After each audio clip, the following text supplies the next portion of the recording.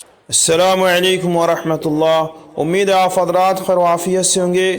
مدارس اسلامیہ میں آج کل جو پروگرام منعقد کیا جا رہا ہے وہ انتہائی افسوسناک ہے۔ میں آپ حضرات کے سامنے ایک ویڈیو پیش کرنے جا رہا ہوں جو مدارس اسلامیہ کی ہیں۔ مسلم بچیاں الحاد و ارتداد کا شکار ہو جائیں گی۔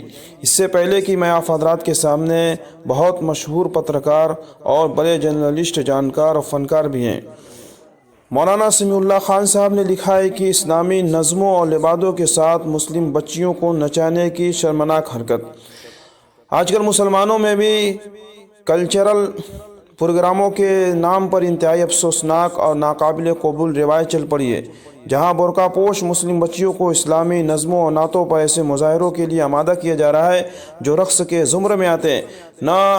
یہ عمل نہ صرف بے شرمی و بے غیرتی کا مظہر ہے بلکہ ایک نہایت خبیث حرکت ہے جو ہماری نئی نسل کی اخلاقیات کو برہنہ کر دے گی۔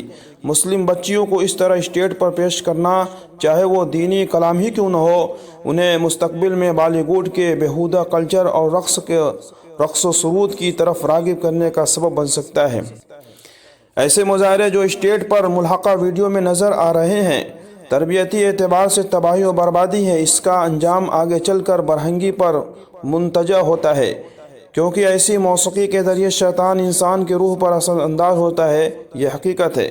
ایسے مظاہروں کا دوسرا تکلیف دہ پہلو اسلامی نظموں و نعتوں میں موسیقی کی آمیزش ہے، جو کہ بذات خود ایک مستقل اور سنگین فتنہ ہے۔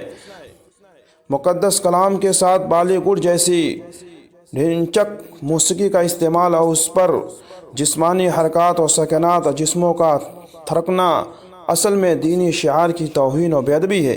یہ طریقہ کار اسلام کے وقار و متانت و شرافت اور تہذیب اقدار کی سراسر منافی ہے۔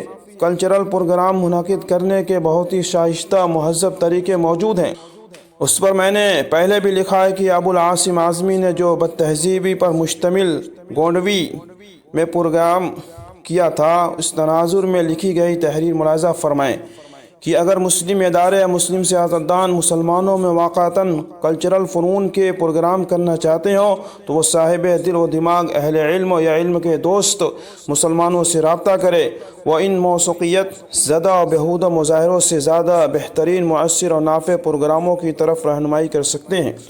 یہ ضروری نہیں کہ ناچ گانے ہی کو ذریعہ بنایا جائے، مگر افسوس کہ آج کل موسیقی کے دھنوں پر تھرکنے کا چسکا دین کے نام پر بھی پورا کیا جا رہا ہے۔ یہ بے غیرتی اور بے دینی ہے۔ مسئلہ یہ ہے کہ دن رات سوشل میڈیا پر ریلز دیکھ کر لوگوں کی ذہنیت اس ڈھانچے میں ڈھل چکی ہے کہ دیگر مسلمان تو ان فتنوں کے شکار ہی ہیں۔ کچھ مولوی بھی دینی تعلیمات کو پس پشت ڈال کر سوشل میڈیا کی ٹرینڈنگ والی نام و نہاد ترقی کے پیچھے بھاگ رہے ہیں، اور ایسے کچے مولوی جن عصری اداروں میں ہوتے ہیں وہاں ان فتنوں کا حصہ بن کر فتنوں کو دینی لبادے کے آکسیجن دینے کا گھٹیا گناہ بھی کرتے ہیں۔ یہ رویہ شدید مرعوبیت اور احساس کمتری کا مظہر ہے۔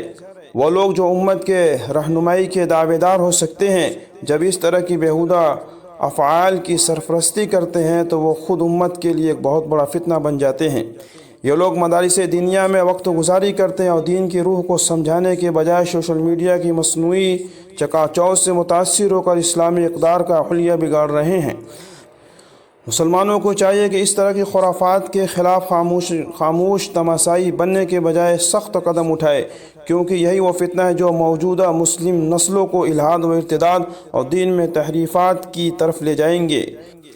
جنہوں نے بھی اس طرح کے پروگرام منعقد کیے ہیں ان کا ایسا سخت سماجی بائیکاٹ کرنا چاہیے کہ آئندہ کوئی بھی مولوی یا ادارے دین اور کلچر کے نام پر ایسی بیہودہ حرکت کرنے کی جرات نہ کر سکے جو اسلام اور اسلامی تعلیمات کے خلاف سری ورزی ہو۔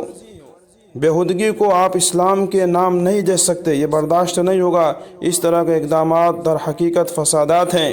ان کو روکنے اور ان سے نمٹنے کا جو بھی راستہ اختیار کیے جائیں انداز میں سختی ضروری ہے، تب بھی یہ فساد تھمے گا۔ سمیع اللہ خان۔